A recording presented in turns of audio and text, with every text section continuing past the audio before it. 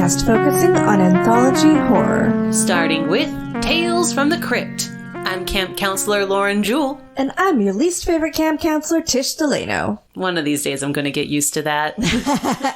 I have a question for our campers. Yeah. How do you guys prepare your hot dogs? Oh, God. This was a discussion we had today. It got a little heated. So I can't digest beef, and I gave up pork, because why not? And so I haven't had hot dogs in a good 6 or 7 years. So I bought some vegan ones, which, I mean, hold your gagging. Well, you're going to bring them over because they're very tasty. I will bring them over, because if I don't like them, then I'm just going to leave them here. Right, like there are no kogels, which I'm very biased, but that's different. But we were talking about making them, and Lauren says, yeah, so I can boil them. And I'm like, excuse me? I'm like, boil? Going to boil vegan hot dogs? Absolutely not.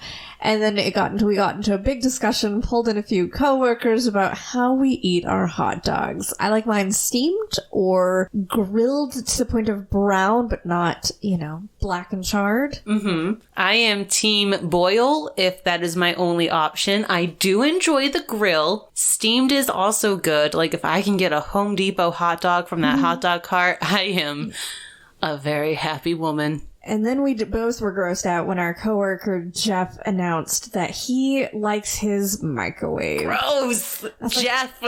Sir, you make your whole house stink like hot dogs, first of all. Second of all, that's unacceptable. Right. We can do better than that. We're about to have a real people kitchen at this new building. And I swear to God, if he microwaves a hot dog in that kitchen, that's going up on the wall of banned foods along with fish and cabbage soup.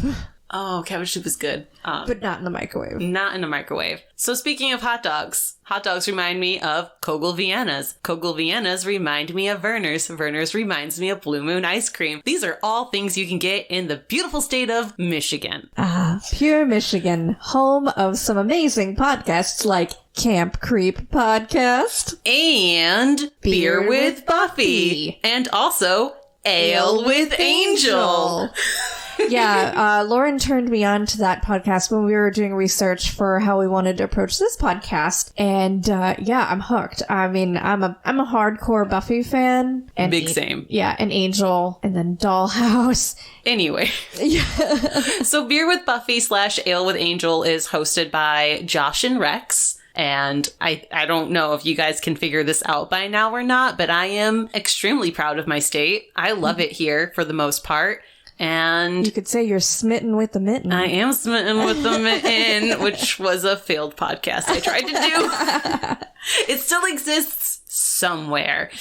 However, Josh and Rex are in Kalamazoo, and we're over here in Detroit. But yeah, they're a super good time, especially if you watched the series, or if you've never seen it, you can also just straight up listen to them and you'll figure it out. Oh yes, in my spare time, I listen to them on my hour-long commute to work, and then usually at night, if I get some time alone, I'll throw on a Buffy episode. So I'm a little ahead of them, but I mean, I've seen the whole series. Multiple times. Far too many, an embarrassing amount of times. No such thing. I can't believe I've spent that much time watching TV, but I have. That's all good. Ready to go creeping through the crypt. I am super ready to go creeping through the crypt, and I have a curiosity with the creep for you. Ooh, all right, hit me. I also realized while editing all of these episodes, I don't think I've been consistent with what I keep calling this segment, and it's fine. It gets the job done. All right, Camp Counselor Tish. Yes. Did you know that the oldest taxidermied creature is a crocodile in Italy that used to hang from the ceiling of a church? Huh. I'm not super positive. I think it said the year was 1534. I wonder if they thought it was a dragon. I think they knew it was a crocodile. It's not the only one. Apparently, it's a thing. Of hanging crocodiles from the ceiling of your church? Or at least having crocodiles in churches? I'm not sure, but it goes with it. What's that thing? Like I'm the Countess of Cockroaches. It's when you got the C or a letter in the letter. Oh, alliteration? Yeah, it's got alliteration. Crocodile church? Crocodile church. That sounds very culty. It does, but isn't that what all religion is? That is very true. Sorry if you're religious. So this is Season 1, Episode 6, Collection Completed. And this is your synopsis. Jonas has been working for nearly 50 years and was forced into retirement. Now he has to spend time at home with his wife Anita and all of her furry friends. Retirement isn't for everyone, and Jonas finds himself a hobby, taxidermy. And he knows just where to begin. Shenanigans ensue, and everybody gets what's coming to them. And for those who want to watch along at home and haven't seen this episode, or maybe it's been a while, I just wanted to give a little bit of a trigger warning for animal abuse and spousal abuse. It is. This is not a good episode, and it makes me cry. I mean, it's a good episode in that, like, I mean, it's well done, and it's well written, it's well acted, but it's very, like, it's a hard one. So we start with an extreme close-up of the Crypt Keeper, looking into those baby blues. They're so lovely. Dreamy. He wants to introduce the audience to his pet, Peeves. Pet Peeves! That's a really cute dog. It's a taxidermied snarling dog. He's smiling. Yes, smiling. And the camera pulls back, and we see more Crypt Keeper feet. Oh, we do. There's even more feet on the DVD that I'll have to show you after this. It's like he's begging for a Wiki Feet page. Somebody's going to do it for you one day, or I'm going to have to go down that rabbit hole and research it. Right. So then we get into the story. The story opens on a dark and stormy night inside of a suburban home. We see some birds, a fish tank full of fish, some cat figurines, and one of them, when they zoom in on it, it looks just like my baby Phoebe. Aw, Phoebe! We'll have to get a photo of Phoebe and post it one day. Yes, we'll do the duo photo. So first flag I have here for animal abuse. Those fish are way too big for that fish tank. She needs a pond for those kinds of fishies. Those were some big fish, and not in a very big tank. And I know I'm not a fish person, but my landlord is, so I know there's like a certain ratio of like the size of the fish to how much water they need, and it all goes into like the oxygen and stuff. So yeah, no, don't put big fish in a little tank. Yeah, they even say the traditional sized fish tank that we all think of, like... Oh, the bowl? Yeah, the bowl. Oh, yeah, that's even too small for a betta fish. And yes. Betta fish, they're so tiny. Yes, and the shape of a regular fish bowl is not conducive to for oxygen production. I can't remember the exact science, but yeah, don't use fish bowls, guys. Don't abuse fish. Don't do it. We see Anita come out of the kitchen with a beautiful looking cake. I would really like to eat that for dinner. But instead we had Taco Bell because we're celebrating our last episode of this season. Woo! And the dining room is all decorated for a retirement party. It turns out it's a surprise party. Her husband Jonas is retiring today after 47 years of working for this company. She tells the party guests to be quiet because he'll be home any second. She thinks that he's home, so she runs out to the living room. She opens the door, and it's a kitty. A soaking wet orange kitty, and he looks all sad and cold. And I mean, she's only human, so she brings it inside and immediately begins loving on it. I immediately connect with Anita. Totally. Anita is a precious being, and she must be protected. I actually have that note in here that says Anita is, and in all caps, precious. Yes, I want her to be my grandma. Right. Second grandma. I love you, grandma, if you ever listen to this. I love you too, grandma, in case you ever listen to this. She won't, but love you anyways. So there's a pounding at the door, and it is a very grumpy Jonas, and he's got his arms full, he's got a box. He claims that she shut the door in his face. And listen, I have watched this multiple times. I watch when she closes that door. He is not there. He might be walking up the sidewalk path, but no, he's not there, sir. You're a liar. He's just looking for an excuse to be a dick. So she tries to help him with his box of stuff. He refuses to let her help. He steps on the new cat and falls over, and grumpiness intensifies. A fancy-ass hammer falls out of the box, and Anita picks it up, and she's like, oh, what is this? And it's what he got for his retirement present. Yes, the dude worked for 47 years. and it doesn't even tell time. It's a big old gilded hammer, and I was trying to figure out why. It took me like on my third viewing. It's because he works for Suntime Hand Tools. That's why he got a hammer. Yeah, I couldn't figure out the first one. I was like, why? What? That makes a lot more sense. It does. I have also watched it numerous times. Never realized that. So thank you. You're welcome. Also, did you catch the part where he says he worked 6 days a week? For 47 years. No wonder, like, that informs a lot about this episode, where they seem to, like, know nothing about each other. Right, but what I thought was interesting is already Anita is trying so hard. She is. So as we get into it, he reveals that he was forced to retire. It was a mandatory retirement. I wonder why. Right? When I say this dude is a massive asshole, like, that's an understatement. He is toxic masculinity to a T. Oh, think of like that like the crabbiest coworker you've ever had and multiply it by like 50. And that might be touching on this guy.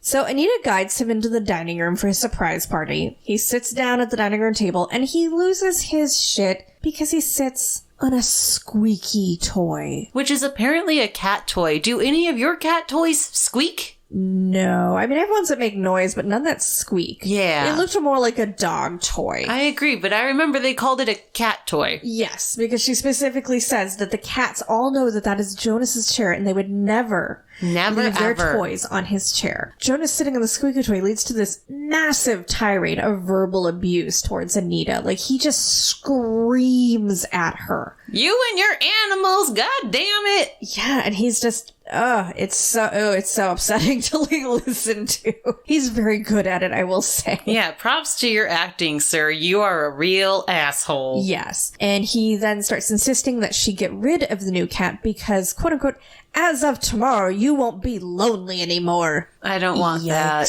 No, Yikes. thanks. Run, Anita. Run.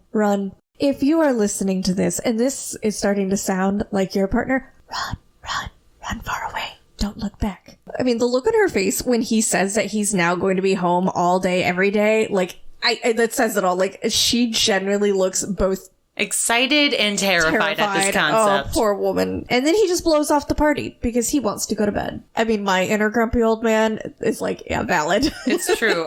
Today we're actually recording like at least an hour earlier than usual. Oh, I'm so psyched. It's so exciting because that means we're going to go to bed on time. Oh my god, I love nothing more than climbing to bed at like 9 or 9:30 and just laying there and like playing on my phone and watching something on TV until like pass out at like 10 o'clock. It's lovely. I don't know how I'm going to return back to normal life. I don't want to go out. I want to be a grumpy old lady. Yes. So after he's stormed off to go to bed, she goes into the kitchen where the guests were hiding and says, "So sorry, but Daddy's called the party off." And all of these animals, there's dogs, there are cats, there are birds flying around, and the cats... What? There's a guinea pig. There's like, I didn't notice the guinea pig, but I love it. On the kitchen table, and they're all wearing like party hats. Also impressive. Nobody is attacking the other one. I was feeling very like, Anita, we are soul sisters. This is my future. Minus the screaming husband. The next morning, we have day 1 of Jonas's retirement, and it is going exactly like you might imagine. Oh, goodness. He freaks out that she had turned off the alarm, and he's like, I'm gonna be late. And she's like, gonna be late for what? And reminds him that he's retired. He doesn't have to do shit, so he goes to relax. She tells him to sleep in as much as he wants. And I will give him credit. He does try, and this was an incredibly relatable moment. He tries so hard, and every time he opens his eyes, it's literally... still 8:31. Yes. And I'm like, ooh, I feel that. Except change the clock to like 5:31. Oh no, on a Saturday. Yes. And I'm like, son of a bitch. It lasted a whole 30 seconds for him, and then he got out of bed. Yes. And this next part is also incredibly relatable. You've been lucky enough to live alone for quite a while. Mm-hmm. I grew up in a house where there were 4 of us sharing one bathroom. Oh no. I was previously married, and we had one bathroom. And currently, I live with my fiance, and we have one bathroom. Bathroom scheduling. Yes. bathroom scheduling. I had that with my old roommate, but it helps. You have to, like, especially men in their poop schedule. I want to poop like a man. Right? If I'm in the bathroom for more than 10 minutes, he comes knocking and is like, is everything okay? Are you feeling okay? Meanwhile, he's in there for an hour and a half. He's got the phone charger in there. I have witnessed it. Yes, he's got the phone charger in there. In the winter, he's got the space heater going. Oh my God. Yeah, no kidding. He turns, like, the toilet into a luxury spa. I love you, Steven. Mm-hmm. So they're having this awkward dance around the bathroom. She even tries to get him to, like, bond with her by brushing their teeth together. Right. And this is where she fucked up this morning. She compares him to a rabid dog. And it just gets more and more awkward. They're bumping heads. They're reaching for the same towel. And the entire time, he's making it very clear he has to poop, but he's not saying it because that's, I guess, not polite or something. I don't know. If I'm in the bathroom and you've got to poop, just, like, be like, listen, please get out. I have to poop. I will flee very quickly, like, to give you time to poop. Seriously. Mm-hmm, mm-hmm. She goes to take a bath and he's like, I need you to get out. But he doesn't want to say it because he's poop shy and he doesn't know how to communicate. He says, I have to sit down. And she got it eventually. Like, oh no, I'll leave. You have your space. But look at that. All he had to say was, I gotta take a dump. Right. Get the fuck out. Communication, guys. Communication goes so incredibly far. I would say that should be the main takeaway of this episode, right. And we're maybe 5 minutes in. Right. So cut to Anita cooking a big-ass steak. Oh my God, it looks so good. I don't eat beef. I haven't eaten beef in like 7 years. But yeah, that did look like a very delicious looking steak. I could smell it. That's how much I wanted that steak. I am the meat eater in this relationship. Yes. A refreshed but still grumpy Jonas thinks it's for him and turns out it's for one of the dogs. A burn on Jonas. And he gets a bowl of oat bran cereal instead. To be fair, he is older. I'm sure his doctor has ordered him to eat healthy. Bran is really good for people of that age, of the advanced age.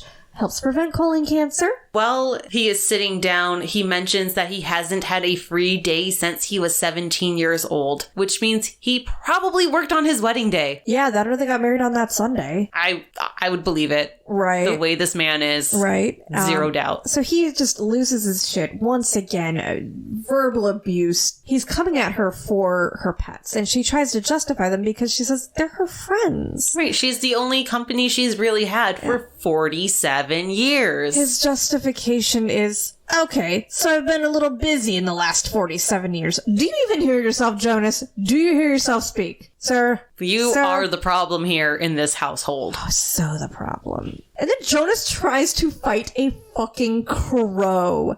First of all, leave my crow friends alone. They will fuck your shit up. I love crows. They're very shiny. They're my friends. They don't know it yet. I am constantly trying to be that person in the neighborhood who has a yard full of freaking crows. That would be nice. So far, all I've gotten is robins and blue jays and cardinals, which is nice, but I want the crows. I think we have crows at work. Excellent. So Jonas then carries on with his day. He makes himself a little workshop in the basement, and that's when we meet Roy. I love Roy, and I'm going to wait until a little bit further down this episode, but I have a fan theory for you. Okay. Roy is absolutely precious. He's cute. So clueless. He's a fellow retired neighbor, and he just wants to come over and get to know, the new retiree. Since obviously Jonas has never been around. It's true. I also think that Roy is on edibles or is high as fuck because, Jonas is an asshole. Yeah. And then Roy's just like, I got you this model airplane kit. It's really cool. Yeah, but Jonas would rather do yard work, and he's got some menacingly large gardening shears. Mm-hmm. So they cut to the backyard, and it's full of cats. It is many kitties. Paradise. That's my future. And the cutest little bulldog I've ever seen wanders in, and Jonas yells at it until it runs away. Again, red flag. Jonas is the human... What's the word I'm looking for? Embodiment? Yes. Jonas is the human embodiment of red flag manner from the last episode. Oh my God, that says so much. He's just one giant red flag. The dude screams over anything and everything. He hates animals. Red flag. I hate Jonas so much. So while Jonas is working on this tree trimming project, I guess, he's complaining to Roy about Anita and all of her pets, and Roy's like, that's normal, dude. Yeah, that's all the time. It's kind of weird that you didn't notice. Like, you're married to her. Makes you wonder what the hell he did on Sundays, his one day off. Like, sounds like he just napped. Yeah, but yeah, so he seemed to have no clue that she's basically the Dr. Dolittle of the neighborhood. Roy even says he once saw her with a squirrel on her head. Oh, I love that. I do too. And then Jonas calls them tree rats. Oh, I mean, they kind of are. I'll give him that. They're kind of, but I also like rats. True. To be fair, I like domesticated rats. The ones that live in my garbage can and like to scuttle across my feet and scare the shit out of me in the dark. Those ones I don't like so much. What are your thoughts on mice? Because we totally had one at work the other day and it was so cute. I love mice so much. I love all things like furry, big and small. Yeah. So Jonas absolutely slaughters this tree. Can we just talk about that for a second? Yeah, that wasn't a trim. That was a straight up buzz cut. Right. Like, he takes this tree down to basically the trunk. I also don't love that he goes to the same tree every time he goes outside to do yard work. Because there's so many other trees out there. Like, that bush over there, that's not a shape. Make it a shape. Right. There's so much more he could be doing. So then we got cut to lunchtime. And Anita makes him a quote-unquote tuna sandwich. Oh. She makes it with cat food on accident. It happens. It's in a can. See, that's why I buy mine in the little foil packets. That's also good. And then we get to meet Jonas. It's the little bulldog. And they meet each other, and human Jonas, not super cool with this idea. No, Anita says she named the bulldog Jonas because he reminded her of her husband. A bird. Because it's got a grumpy face. Right. To be truthful, I will say the bulldog kind of looks a little more like Roy than Jonas. Oh. Yeah.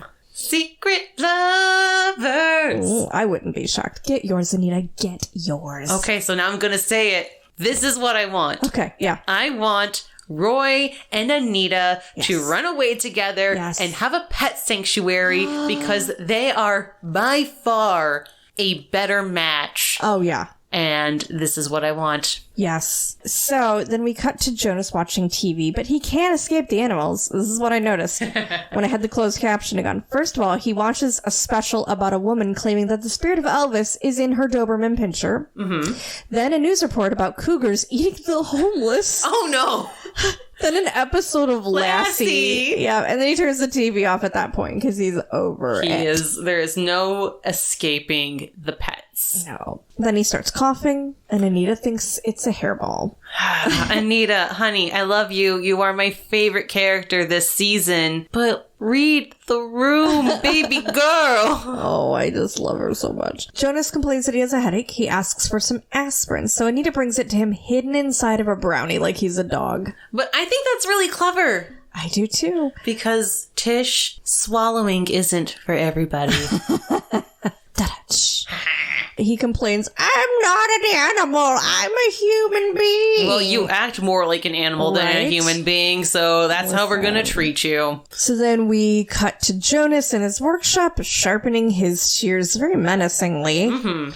Roy comes back downstairs trying yet again to get him into a real hobby. I think this was another model airplane. It could have been a train or something. I think it was a plane. I think he said it was like a bomber, some kind of bomber. I guess. And Roy, being the logical, chill one that he is, suggests they just have a talk. Communication. Yes, communicate with your wife, Jonas. You frickin' asshat. Mm-hmm. So we then see Anita in the kitchen having a heartfelt conversation with someone, opening up the lines of communication, and it's the orange cat. But they're gonna try again. They are. Jonas witnesses this, and instead of saying something, he just goes outside and takes all of his rage out on those poor trees. And then Anita comes outside bringing him some lemonade or something to drink while he's working on, yet again, trimming the same goddamn tree. Mm-hmm. And she tells him twice, that she is cleaning the fish tanks. Yes. And that she's a little busy inside, so be careful. Yes. And then the orange cat comes up and does what cats do best. Fuck shit up. Just sticks its little paw right inside the pitcher of lemonade and just whoop, right off the table. It's impressive, though. Like, that cat knew what it was doing. Oh, yeah, yeah. I mean, to be fair, Phoebe will jump up, make eye contact with me, and then dip her little frickin' paw in my glass. Yeah. I'll wake up in the middle of the night to Lego drinking from my water. Like, just my regular cup. Like, okay, well, I'm tired. I'm not getting out of bed. I'm gonna drink it anyway. I mean, if you're a pet owner, you have consumed more of your pet's hair than you could ever imagine. Oh, that's actually the secret seasoning to my dinner I made you last week. The secret sauce is cat hair. He loses his shit, and he tries to kill the cat. Not okay. With the shears. A little bit of overreaction there, Jonas. Mm-hmm. And he ends up in, like, their little pond. Yeah, it turns out they do have a pond, so I don't know what the fuck those fish were doing in the tank. But it is gross, because he comes out and he's covered in black muck. Ugh. And then he walks in, and I noticed they have cream carpet, and he's still wearing his shoes, and he walks up the stairs covered in that cream carpet. He is ruining everything. Why didn't you just stay outside and hose yourself off? Right? You probably have a hose. Common sense. Not that common. And he kicks her out of the bathroom, jumps straight into the shower, and is like, Much better. And then he looks down. All of the fishies are swimming around his feetsies. In the tub. And he has yet another meltdown. I thought the next part was a little strange, just pacing-wise, but I also really liked it. Anita is in the kitchen knitting, and Jonas pops in, dressed to the nines. Yes. And says he finally found a hobby that he wants to try, and he has to go get some supplies. Yes. So Jonas trips on one of Skippy's dog bones, wipes out in the kitchen, and he's eerily calm. Yeah, it definitely chills you to your core, because you're like, this isn't right. This man will scream at her over anything. And to go on with what we really feel like needs to be happening in this episode, the quickest turnover scene-wise, Anita and Roy are hanging out together in the backyard talking about Jonas and all of the animals. Yes, and Anita confides in Roy that he's been super happy for the last few weeks with whatever hobby he's been doing in the basement workshop. Mm-hmm. Kind of sus. A little bit. Red flag, like you said. Yes. It goes down into the workshop to ask, where's Skippy? Have you seen Skippy?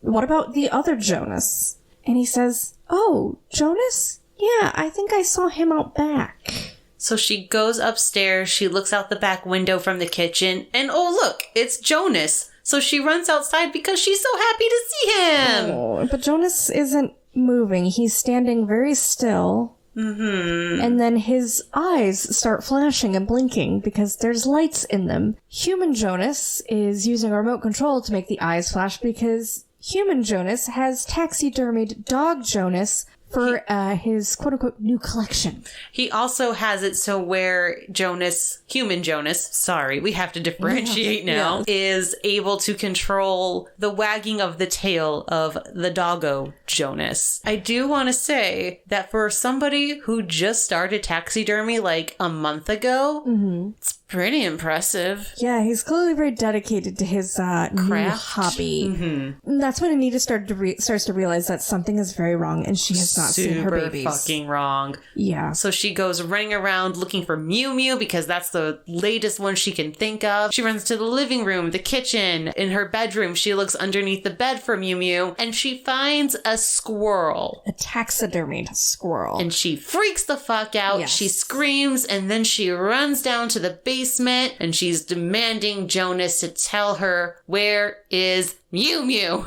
And you can see that he has literally turned all of her pets and basically every living animal from the neighborhood into his taxidermy nightmares. I mean, that place literally looks like the basement of a serial killer. He reveals that the final piece of his collection is Mew Mew. Thankfully, Mew Mew isn't dead yet. No, he pulls the cat out of the box. Yes, and he tells her he's going to chloroform Mew Mew because it doesn't allow the muscles to tense up.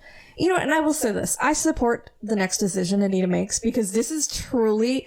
This is valid. We support you. When I, even for 1 second, put myself in her shoes, like, I almost had a total breakdown. My pets, they're my children. Yes. You lay a hand on my cat, my dog, I will kill you. I will always put my cats above any relationship. Oh, yeah. If you're allergic to cats, sir, ma'am, friend, I'm going to need you to take pills or get the shot. I am not getting rid of them. Steven is allergic to cats, and when I moved in, I had Booger, and he was very like, ugh, I just don't like cats. He goes, if we're gonna be together, this is probably gonna be the only cat we're ever gonna have. And I was like, nice try. It took about 3 months of having a cat before he brought Phoebe home. And he brought her home. That wasn't even you. He brought her home. Yes, he was like, I may have gotten us a second cat. I'm like, what? So, yeah, and he's always cuddling with cats. And then he complains after, he's like, I can't breathe. I'm like, well, because you're allergic. Maybe don't, like, rub your face on the cats. We can't help it because they're so cute. Yes. So, can you imagine how more fucked up this episode could have been if they had human children? Jesus Christ. That's like an episode of Masters of Horror. To be fair, I probably would have felt less emotional about it. Yes, People can defend themselves, animals cannot. Terrible person. I get it. It's fine. But yeah, just the level, like, it's both upsetting as, like, you know, someone, like I said, who, my pets, they're my babies. Also, like, just the level of abuse. Like, that is so abusive to take, you know, something that your partner holds precious and dear and to kill it and, like, display it in such a fashion. Horrifying. Yes. So, Anita reacts reasonably, and she grabs the gilded hammer that was his retirement present off of the wall, and she bludgeons him to death. As he deserved. This is the first time this season that a lady killer killed correctly. Yeah. I dare say. Yeah. Yeah, no, she blasted him. And yeah, no, I give Anita my full support here. The closing scene. I love the closing scene. It's great. I need to ask you your thoughts about it. Sure. So, the next scene is the last scene, and Anita is watching television, and Jonas is sitting in the other couch, but we don't see his face. Yes. But she's so happy, and she's talking to him, and then the door rings, and Roy lets himself in, and Roy's like, oh, how's it going over here? And she reveals that she has taxidermied Jonas. Yes. And the way Roy's face is, was that a face of excitement / happiness, or was he so scared? Oh, he was terrified. I mean, to be fair, just looking at Jonas's taxidermy face, you know, clearly Anita hasn't had all the time and practice that Jonah has had. So he's looking pretty terrifying. His eyes in particular scared me. Yes, his eyes are absolutely terrifying. I'm going to argue that point. Okay. I think he was excited because now they could run away together because there's no more stupid Jonas. You're just trying to validate your theory. That's all you're looking for. I like romance. Yes. And we'll end this on a fun statistic. Post-retirement divorce rates. Oh, shit. Yes, this is super fun. This up. I've heard about this of like when couples retire and they suddenly have to start spending time together, especially like, you know, some previous generations that suddenly like, oh boy, I don't like you anymore. The post-retirement divorce rate, which is ages 50 and up, has increased by 109% from 1990 to 2015, according to the Pew Research Center. Oh my God. I wonder what those numbers will look like in a couple of more years when they research that again because of the pandemic. I imagine across the board pandemic divorce rates. Jesus.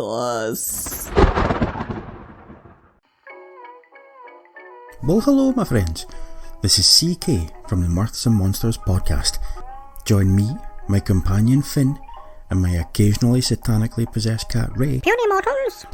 as we investigate the real truths behind some of the most wonderful creatures you can imagine. Are trolls really that thick? Or is it just bad press? Are leprechauns really drunken bums? Sort of. But there's a lot more to find out. All you need to do is tune in to Mirths and Monsters podcast with me and Finn. Till next time, sláinte, your good health. On to our favorite segment. Who's that ghoul? We have a female director. Yes! Finally! Yes. Right? I think first one? Yeah. Yep. Cool. First one. So this was directed by Mary Lambert. So Mary Lambert's directing credits were quite interesting. She's mostly known for directing music videos, like for Madonna. Like she did Like a Prayer, Material Girl. Yeah, she did some iconic Madonna videos. Janet Jackson, The Go-Go's. Then she switches to movies, and she did Pet Sematary, the 1989 one, the good one. It is the good one. I will die on that hill. Come for me. And then, unfortunately, Pet Sematary 2, not the greatest movie. It's watchable. It's not. It wasn't the worst sequel I've seen. For you youngins, she also directed Halloween Town 2, Calabar's Revenge. I was too old for the whole Halloween Town thing, but for I don't remember them either. Yeah, for you Disney adults that are really into Halloween Town, that one's for you. And her little fun fact is she is the first female director of a Sci-Fi Channel original movie. She directed 2011's Megapython versus Gatoroid. Fan-fucking-tastic. Starring 80s icons Tiffany and Debbie Gibson. And then we have Jonas. Jonas was played by M. Emmett Walsh. He is well known for playing assholes.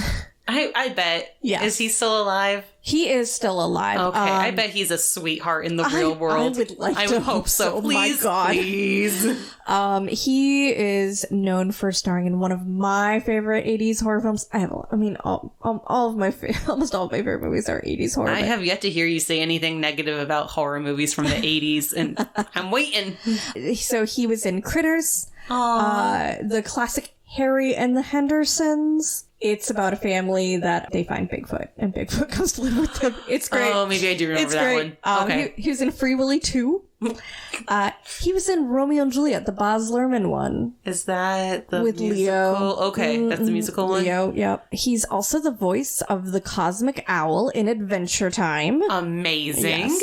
And his little fun fact is he did an ABC after-school special called The Woman Who Willed a Miracle, and the ABC Weekend Special, which I remember the after-school specials. I do not remember the weekend specials, but this one was called The Adventures of Con, Sawyer, and Huckleberry Finn with Drew Barrymore. I don't think I want to watch that. It's about two young girls that, like, thwart a robbery or something. Yeah. Interesting. ABC was just absolutely milking that whole specials thing back in the day. Anita was played by Audra Lindy, who's most famously known for being Mrs. Roper in both Three's Company and the spinoff The Ropers. Yeah. I watched Three's Company. Yeah. I wondered why she looked familiar. Yes, you get this reference. Oh, I do. I cried when John Ritter died. Oh, me too. Yeah, Three's Company was a huge part of my childhood. So, yeah. She was also in the horror flick The Relic, which, if you've never seen it, just read the book. It's much better. I think that's actually behind you on my bookshelf. Yes. She sadly died October 16th, 1997 at the age of 79. Oh my goodness. That was maybe less than 10 years when that episode was recorded then, I think. Yeah. Then we have Roy, who was played by Martin Garner. He was in the Twilight Zone movie. He had a reoccurring role on Night Court.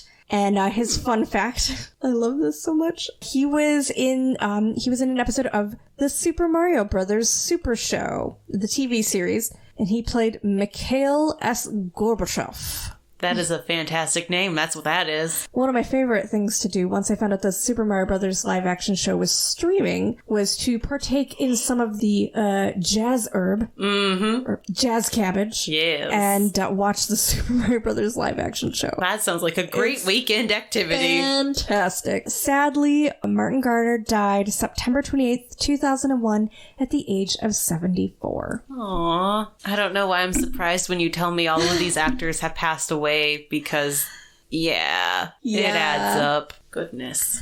All right, so I guess it's time to decide. Did we like this episode or did we not like this episode? I loved this episode. It still makes me cry to this day, even though I've seen it a plethora of times. But I know my cats didn't appreciate this episode, and they watch it with me. This was a very well done episode. Mm-hmm. It was well written, well acted, even though it's incredibly upsetting. I mean, like I said, when you're talking about, spousal abuse, even just verbal abuse, it's animal still abuse. Yeah, animal abuse.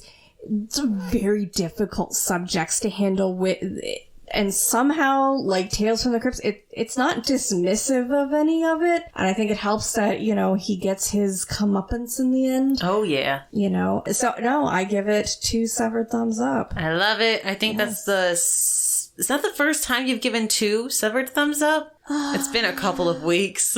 I have no idea. I'll listen back. Or, hey, better yet, if you've been paying attention to the severed thumbs up and severed thumbs down rating system, leave us a review and let us know the number. And don't forget to subscribe wherever you listen to podcasts. Yes. Here's the thing, everybody. That was the season. That was episodes 1, 2, 3...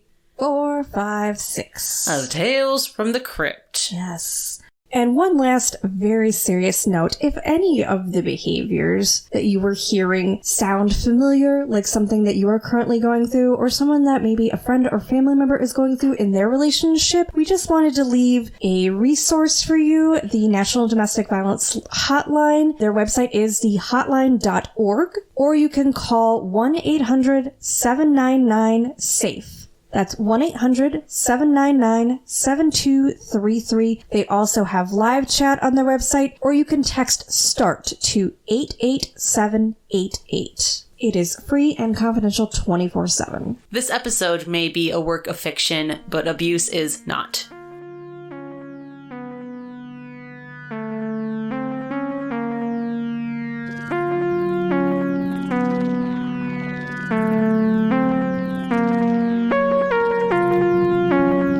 Thank you for listening to Camp Creep.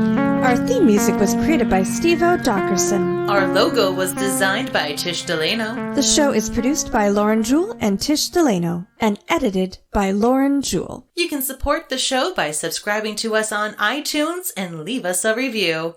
Creep it real.